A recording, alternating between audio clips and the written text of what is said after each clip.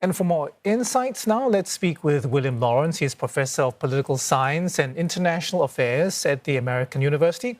Professor, thank you very much for joining us. I want to ask you about, what the Trump administration has been insisting, that the information was not classified. Who ultimately decides what's classified and what's not? I mean, Trump officials, we know, say it's the Defense Department and, of course, the Defense Secretary who has declared it non-classified. Does it actually work that way? Absolutely not. And I don't know if you know my background, but I was a U.S. government official for 11 years, and I worked for a period of that time on the intelligence side of the State Department. So I am highly familiar with the classification systems. And I can tell you with full authority that they're splitting hairs here and parsing words. There's the issue of whether it was classified, meaning if it has classification markers on it, the type that were stripped from Hillary Clinton's famous emails that everyone said she should be locked up or committed for treason about because they had stripped the headers and footers about way less sensitive information than this. But by definition, any war planning of any kind, even just you should call this guy and tell him this, is not just top secret. It's top secret code word, meaning the highest classifications of government, so classified that it doesn't even have a name, I can tell you, because it's above top secret. And the information that was included in the chat about exact weapon systems, exact targets, and exact timing, including the sequencing of the attack, is above top secret. So all of the obfuscations coming from the Trump administration are bollocks, to use a word we don't use in the US. It's baloney, to use our word. It's just complete BS. And so the politics of it and the way the story goes were very well covered by the previous guest. I think one of the main questions is, I mean, Trump won't lose his supporters over this. They don't care. They only like to accuse the other side of things, and they don't care about their own side.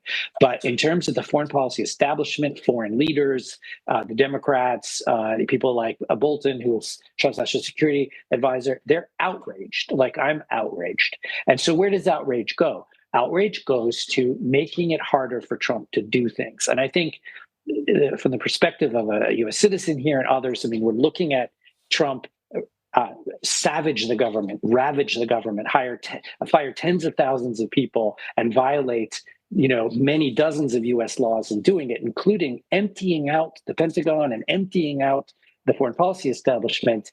And at the same time, they're showing that they're completely incompetent. So what that will end up doing to some degree is make it harder for Trump to do any foreign policy things, because he's losing the faith of the people that do foreign policy. And it will make the foreign policy of the U.S. worse rather than better. Professor, one part of the chat, it revealed that J.D. Vance pushed against that Houthi strike. He advocated waiting for a month, but there was resistance to him. From your experience, how much does this entire conversation tell us about the inner dynamics, the strategic approach of Trump's top security officials?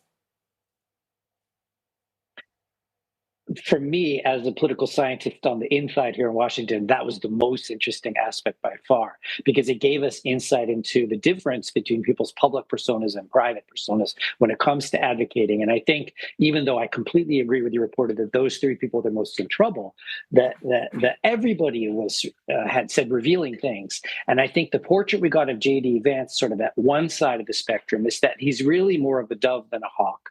He's very interested in risk.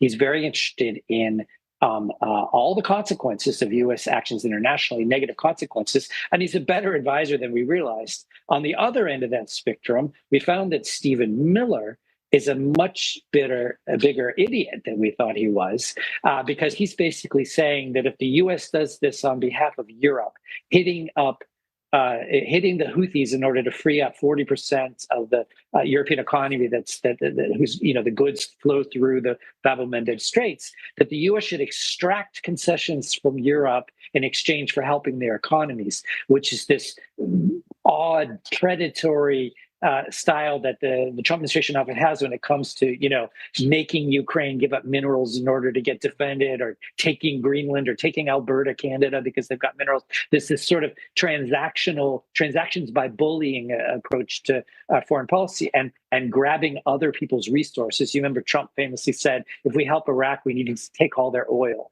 Or the reasons he was convinced to leave troops in northeastern Syria is because that's where the Syrian oil was. So this sort of bully transactional approach to foreign policy, which is horrific to people like me. It's also how Stephen Miller thinks. So we got a glimpse into how Vance is sort of more rational, reasonable, and Miller is more of the sort of bully type, and is just sort of giving bad advice all the way along. And I'm not saying that the Houthis shouldn't be hit. I mean, that problem need to be addressed, but the way in which they were arguing the points really revealed a lot. Right. Professor Lawrence, I mean, all the attention has been on the war plan, the attack plan, but there is one exchange between the CIA director, John Ratcliffe, and Joe Ken, who is acting chief of staff to the director of national intelligence. They talked about the deployment of CIA assets in Israel. Surely this must be dangerous as well, to talk about, what the CIA and allies are up to on non-secure channels. 100%. And they even revealed, which is one of the biggest sins in intelligence, the name of an active CIA agent in the chat, which I believe was redacted in the new version that came out, but was available to any person they included in that Signal chat. And let me just say something about Signal. Signal is the most encrypted and most reliable, commercially available chat thing. So, if you want to be somewhat protected from anybody who might be a threat to you, Signal's better than the others. On the other hand, all of these apps can be hacked, and all of them are dangerous for sensitive security information, financial information, anything human rights information, anything you don't want to be known, don't put it on a commercially available chat.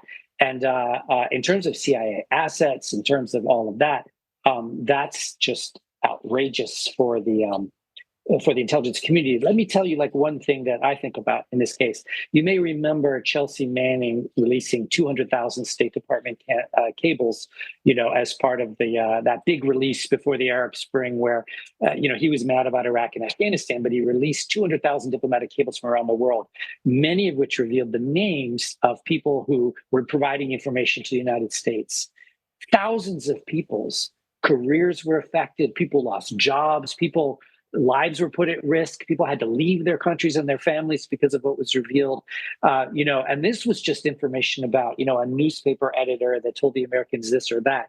I mean, revealing CIA assets, is a huge deal on the U.S. government, and almost the worst thing you can do. And by the way, Trump in the first administration revealed secrets to the Russians and the Israelis and others along these lines. In fact, in Mar-a-Lago, he often included friends in conversations involving highly classified information. And that's something that intelligence professionals abhor, because it puts lives and careers at risk. Professor, very quickly, I want your take on what the editor-in-chief did with all of this. Do you think he took the right approach? Should he have approached the administration privately? Should he have released everything all at once? Very quickly, your thoughts. No, I think the way in which they were attacked sort of forced the Atlantic to reveal much more than they should have. But none of this information should have gone online. And then what was released should have been negotiated and released more selectively to protect things. But, it is what it is. And the Atlantic was under attack, and they were being called liars. And this administration is going after law firms and journals and suing all kinds of media. And so to put everything out for the public to defend their own point of view is important for the Atlantic as part of the overall conversation about what the Trump administration is doing to the media in the United States. All right, we'll leave it there for now. Thank you so much for your insights today. William Lawrence, professor of political science and international affairs at the American University.